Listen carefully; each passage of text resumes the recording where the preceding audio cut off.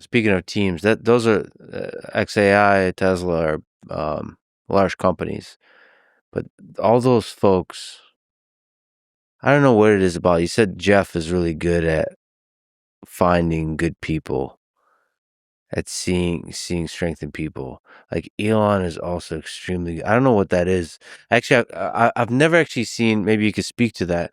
He's good at finding greatness. I don't think he's finding as much as he's attracting.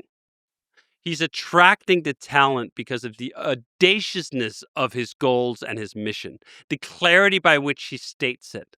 He doesn't have to go scour the earth to find the best people. The best people come to him because he is, talking about Elon here, one of the singular most invigorating figures in both the same order of the universe here, haters and lovers, right? Like he's having such an impact at such a scale that of course he's got to have literally millions of people think he's the worst person in the world. And he's also going to have millions of people thinking he's the greatest gift to humanity. Depending on the day, I'm somewhere in between, but I'm more on the greatest gift to humanity end of the scale than I'm on the other end of the scale. And I think that really inspires people in a way that we've almost forgotten, that that level of audacity is so rare that when we see it, we don't fully know how to analyze it. We think of Elon as finding great talent, and I'm sure he's also good at that. But I also think that this beacon of the mission, we're going to fucking Mars.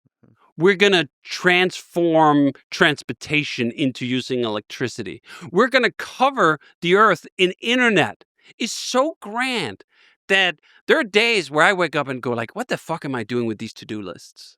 Like, Jesus, should I go sign up for something like that? Yeah. That sounds invigorating in a sense. I can only imagine like a Viking back in 1050 going like, should we go to Normandy? You may die along the way.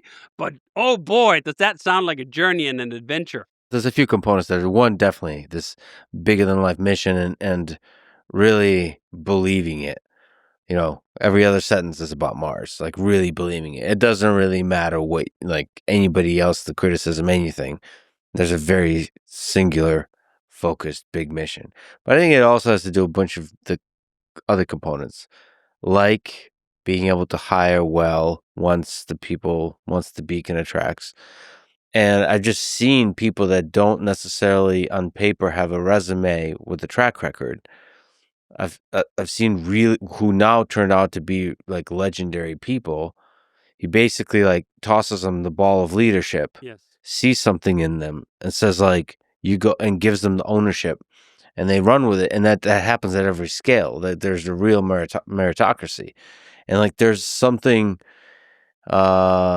There's just like you could see the flourishing of human intellect in these meetings, in these group getting together, where they're like the energy is palpable. It's like exciting for me to just be around that, because there's not many companies I've seen that in, because when a company becomes successful and larger, it somehow suffocates that energy that I guess you see in startups at the early stages, but like it's cool to see it at a large company that's actually able to achieve scale, you know? I think part of the secret there is that Elon actually knows things. And when you know things, you can evaluate the quality of work products. And when you can evaluate the quality of work products, you can very quickly tell who's full of shit and who will actually take you to Mars. And you can fire the people who's full of shit, and you can bet on the people who get us to Mars. That capacity to directly evaluate the competency of individuals is actually a little bit rare. It's not widely distributed amongst managers, hiring managers. It's not something you can easily delegate to people who are not very skilled at the work itself. And Elon obviously knows a lot about a lot, and he can smell who knows stuff for real. And is this at our tiny scale something I've tried to do in the same order, where when we hire programmers, for example, it's going to be interesting now with AI as a new challenge. But up until this point, the main pivot point for getting hired was not your resume, was not the schooling you've had, it was not your grades, it was not your pedigree. It was how well you did on two things. A, your cover letter. because I can only work with people remotely if they're good writers. So if you can't pen a proper cover letter and can't bother to put in the effort to write it specifically for us, you're out. 2, you have to be able to program really well to the degree that I can look at your code and go like, yeah, I want to work with that person. Not only I want to work with that person, I want to work on that person's code when I have to see it again in 5 years to fix some damn bug. So we're going to give you a programming test that simulates the way we work for real, and we're going to see how you do. And I've been surprised time and again where I thought for sure this candidate is a shoo-in. They sound just right. The CV's just right. And then you see the code getting churned in. I'm like, no way. No way are we hiring this person. And the other way has been true as well. I've gone like, I don't know about this guy or this woman. I don't know. And then they turn in their code stuff. And I'm like, holy shit, can that person be on my team tomorrow? Preferably. The capacity to evaluate work product is a superpower when it comes to hiring. There's a step that I've seen Elon do really well, which is be able to show up and say, this can be done simpler. Yes. But he knows what he's talking about. And then the engineer, because Elon knows enough, the engineer whose first reaction, you can kind of tell. Like, it's almost like rolling your eyes if your parent tells you something. Yes. This is not, no, I've been working on this for a month. You don't know. But then when you have that conversation a little more, you realize, no, it can be done simpler. Find the way. So there's a good, when 2 engineers are talking, one might not have perfect information, but if the senior engineer has like good instinct, that's like been battle earned. Yes. Then you can say simplify, and it actually will result in simplification. And I think this is the hallmark of the true greats, that they not only have the insight into what's required to do the work, but they also have the transcendent vision to go beyond what the engineer would do, the programmer would do. I think if we're looking at these rarities, obviously the myth of Steve Jobs was also this. Even though perhaps he was less technical than Elon is in many ways, he had the same capacity to show up to a product team and really challenge them to look harder for the simplification or for making things greater in a way that would garner disbelief from the people who are supposed to do it. Like, this guy is full of shit. Like, this is crazy. We can never. And then 2 months later it is.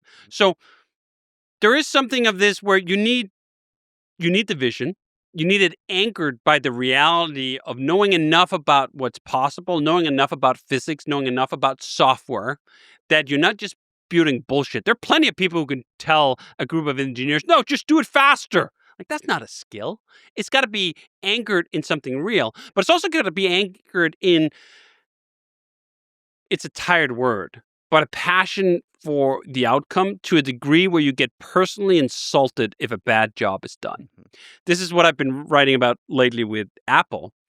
They've lost that asshole who would show up and tell engineers that what they did was not good enough in ways that would actually perhaps make them feel a little small in the moment, but would spark that zest to really fix it. Now they have a logistics person who's very good at sourcing components and lining up production Gantt charts, but you're not getting that magic. Now, what's interesting with that whole scenario was I actually thought how well Tim Cook ran things and has run things at Apple for so long that maybe we were wrong.